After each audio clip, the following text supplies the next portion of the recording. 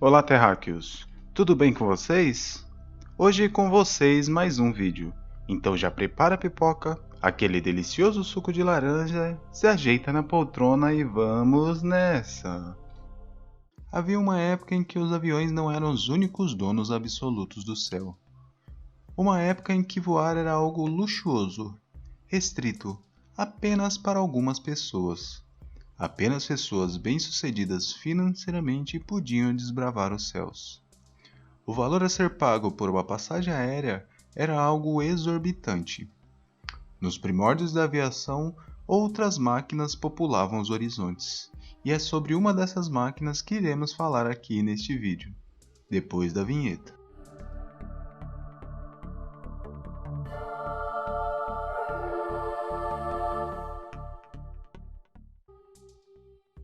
No final dos anos de 1890, Ferdinand Graf von Zeppelin deixa o exército da Prússia, atual Polônia, para se dedicar a um projeto que já almejara há alguns anos. Ele queria construir uma máquina leve e que voasse de forma suave. Ele sabia também que voar seria algo comum no futuro e queria contribuir com as tecnologias necessárias. Seu projeto foi patenteado no ano de 1895, porém saiu do papel apenas em 1900. O primeiro voo experimental de sucesso ocorreu a partir de um hangar flutuante, num lugar conhecido como Lago de Constança, na Alemanha. Nomeado de LZ-1, seu dirigível media 128 metros de comprimento e possuía dois motores de 16 cavalos de força, que podia movê-lo numa velocidade de aproximadamente 20 km por hora. Mas apesar da baixa velocidade inicial, era o suficiente para que mostrasse toda a sua funcionalidade. Apesar dessa sua amostra, os investidores não se empolgaram tanto com a ideia de Zeppelin.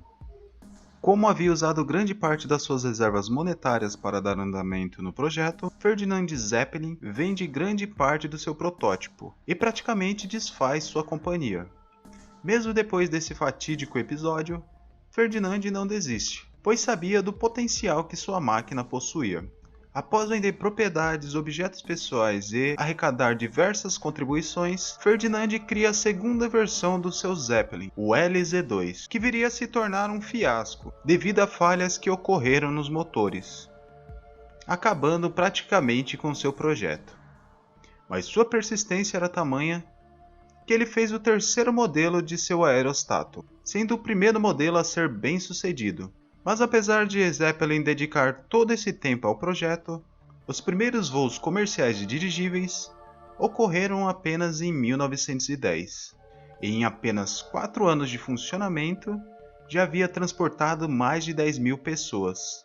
Os anos subsequentes foram marcados pelas guerras. O mundo vivenciava esse momento de caos. E aquela máquina que seria o símbolo do futuro se tornou uma máquina de guerra. Durante a Primeira Guerra Mundial, o dirigível foi usado como um bombardeiro, carregando bombas e ejetando sobre as cidades inimigas. Com o fim da Primeira Guerra Mundial, o dirigível foi praticamente banido da Alemanha, que devido ao Tratado de Versalhes, não podia mais produzir grandes aeronaves. A única exceção era que Zeppelin poderia construir os dirigíveis apenas para a Marinha Americana, o que acabou por salvar sua empresa da falência. Depois de operar com altos e baixos, finalmente a empresa conseguiu se reafirmar como potência de mercado de dirigíveis. E na década de 30, já fazia voos a diversos lugares do mundo, inclusive voos ao Brasil. Em suas viagens partindo da Europa, o dirigível LZ-127 tinha como destino o Pernambuco ou às vezes o Rio de Janeiro, sendo esses seus principais destinos na América do Sul. O LZ-129, ou mais conhecido como Hindenburg, era um titã, e com seus 245 metros de comprimento e 41 metros de diâmetro, deslizava pelos ares a uma velocidade de 135 km. Foi a maior máquina a voar pelos céus, e detém esse recorde até hoje. Para medida comparativa, era o equivalente a 4 Airbus A380, que atualmente é o maior avião comercial do mundo. O LZ-129 possui em seu invólucro capacidade para 200.000 metros cúbicos de hidrogênio e era impulsionado por 4 motores de 1.200 HP cada, cujas hélices possuíam 6 metros de altura. A sua autonomia era algo impressionante. Podia voar mais de 16 mil quilômetros sem reabastecer. Algo notável, mesmo para os dias atuais.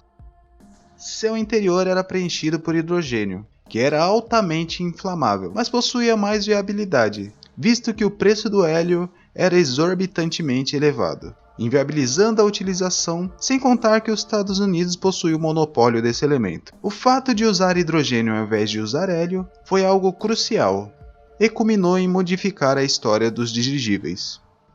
Seu interior era extremamente luxuoso. Possuía quartos com camas de solteiro, bar com garçom para consumo de bebidas e sala para leitura. E apesar do dirigível ser altamente inflamável, possuía também uma sala especial para fumantes. Ao longo de toda sua existência, o Hindenburg fez mais de 17 viagens, cruzando o Oceano Atlântico. E 7 dessas viagens foram ao Brasil. Saindo da cidade de Hamburgo, na Alemanha, viajando aos Estados Unidos numa velocidade média de 100 km por hora, o dirigível deslizava pelos céus, rumo ao trágico destino. Durante a viagem, tudo ocorre perfeitamente. Os passageiros riem, jogam, fumam e vislumbram a paisagem. Mal sabia eles que o céu se tornaria um inferno. No dia 6 de maio de 1937, o LZ chega ao território americano, com toda a sua imponência, chamando a atenção de quem estava em solo. Mas o caos habita em lugares desconhecidos. Em 1937, acontece um evento fatídico, que mudaria para sempre a história dos dirigíveis. Ao chegar na cidade de Lakehurst, em Nova York, onde o Zeppelin faria seu pouso, um forte vento os aguardava, o que obrigou o comandante a sobrevoar o local onde seria atracado o dirigível até que o vento diminuísse. Ao perceber que a situação havia estabilizado, o comandante tomou medidas imediatas, diminuindo o fluxo de gás para que a nave ficasse na posição propícia para atracar. Quando estava a 100 metros do chão, os cabos são lançados para prender a aeronave. Porém, algo estranho e sinistro viria a acontecer naquele momento.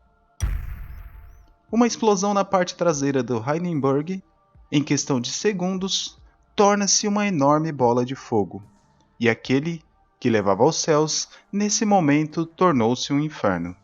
Durante a queda da gigantesca bola de fogo, algumas pessoas pulavam do dirigível, na tentativa de se salvar.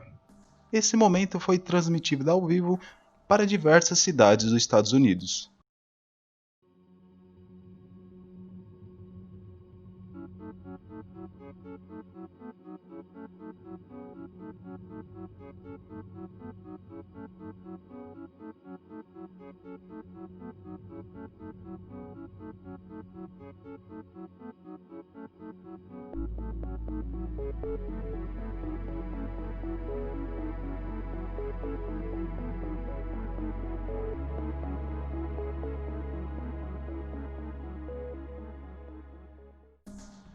Das 97 pessoas que estavam no dirigível, 35 morreram. Não se sabe ao certo o que causou o incêndio, mas existem algumas teorias acerca disso. Uma delas diz que a causa foi a energia estática que possuía no corpo metálico da aeronave. Seu interior possuía 200 mil metros cúbicos de hidrogênio, que é altamente inflamável. A junção desses dois fatores pode ter causado o incêndio. Após esse desastre, os dirigíveis que utilizavam hidrogênio foram proibidos por Hitler na Alemanha, e a empresa de Graf podia fabricar dirigível apenas para o exército alemão, e o hélio passou a ser a alternativa para efetuar os voos.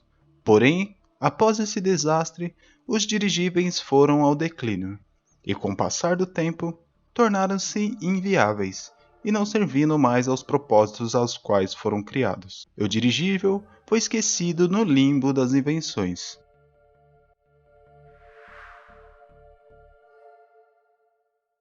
O nome dado à LZ-129 foi em homenagem a Paul von Hindenburg, que era o nome do presidente na Alemanha no ano de 1932. E esse foi o vídeo, pessoal. Espero que tenham gostado. Você conhecia essa história? Deixa aqui embaixo nos comentários. Não se esqueça do like para ajudar o canal e se não for inscrito, inscreva-se. Te vejo no próximo vídeo. Falou!